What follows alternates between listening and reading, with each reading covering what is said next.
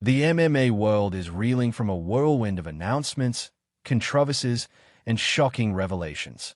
Just days after Dana White confirmed that Jon Jones is officially retired, reports have emerged that Tom Aspinall's first title defense will be against none other than Alex Pereira.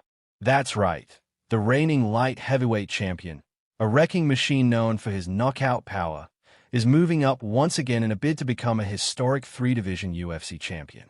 And this time, it's not just speculation. The UFC itself may have accidentally leaked the matchup.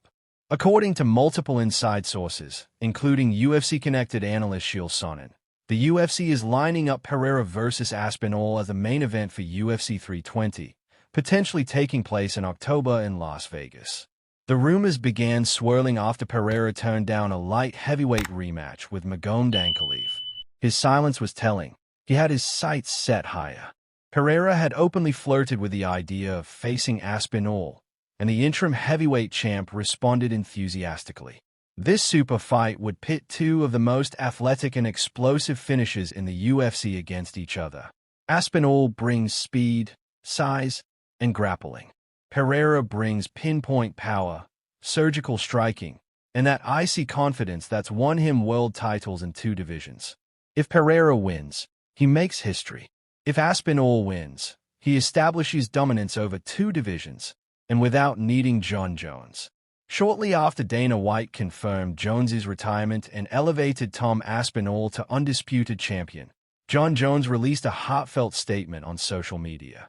"Today I officially announce my retirement from the UFC. I've faced incredible highs and some tough lows, but every challenge made me stronger.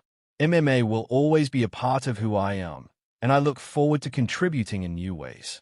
Respectful, composed, but nowhere in the statement was there a mention of Tom Aspinall. Not a congratulations. Not a challenge. Nothing. Just hours later, the Albuquerque Journal dropped another bomb. Jon Jones is now facing a misdemeanor criminal summons related to a hit-and-run incident in New Mexico back in February.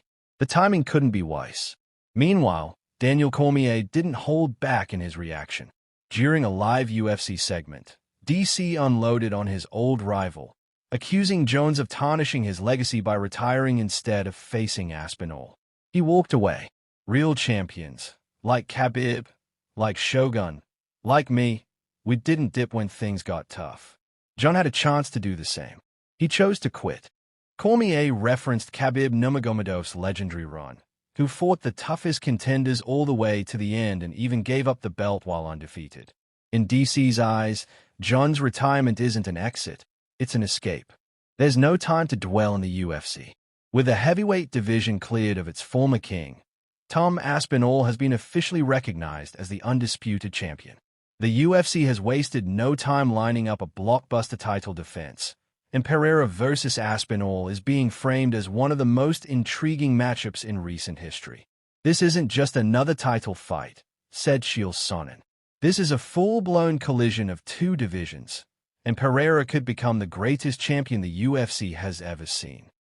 Imagine, Pereira, the man who dethroned Israel Adesanya at middleweight, who walked through Jan Blachowicz at light heavyweight, now looking to topple the most dangerous rising star at heavyweight.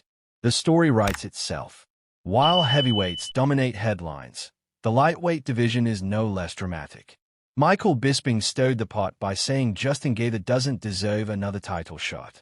He's had two chances. He got finished both times. In a division this stacked, you can't keep getting in line. Gaethje didn't take kindly to that. In an interview, he gave the UFC a clear ultimatum. "If I don't get the next title shot, I'm retiring." That's a massive statement from one of the UFC's most exciting fighters. However, his fate may rest on Ilia Topuria versus Charles Oliveira. If Oliveira wins, there's little hype for a Gaethje rematch. He's already submitted him. But if Topuria wins, the chaos of a Gaethje versus Topuria matchup might be too good to pass up. Bisping sympathized, noting, "Look, I'm not hating. I like Justin, but title shots are rare. I fought 26 times in the UFC before I got mine. He's had two. That's the truth. Whether you love him or hate him, there's no denying Jon Jones's impact on the sport. From becoming the youngest UFC champion in history to reigning over the light heavyweight division and eventually becoming a two-division champion, Jonesy's resume is stacked. But controversy followed him at every turn. Failed drug tests, run-ins with the law, and now, a retirement overshadowed by allegations and missed opportunities. His legacy is complicated, but unforgettable, and as he steps away, the sport is already moving forward. New stars are rising. New legends are being forged. Tom Aspinall and Alex Pereira now carry the torch, and their clash will be nothing short of monumental. With Jon Jones officially out of the picture, the UFC is wasting no time in launching a new era. The leaked Pereira vs. Aspinall fight represents everything fans crave: violence, history, and greatness at stake. Daniel Cormier's comments might sting Jones loyalists, but they reflect what many in the MMA world feel. He walked away without passing the torch. As we approach UFC 320, keep your eyes on updates, because if this fight is officially announced, it may go down as one of the most epic heavyweight clashes in UFC history. If you want more insight on Pereira vs. Aspinall fight details, Jon Jones's retirement statement, or Gaethje's title shot ultimatum, click through for updates.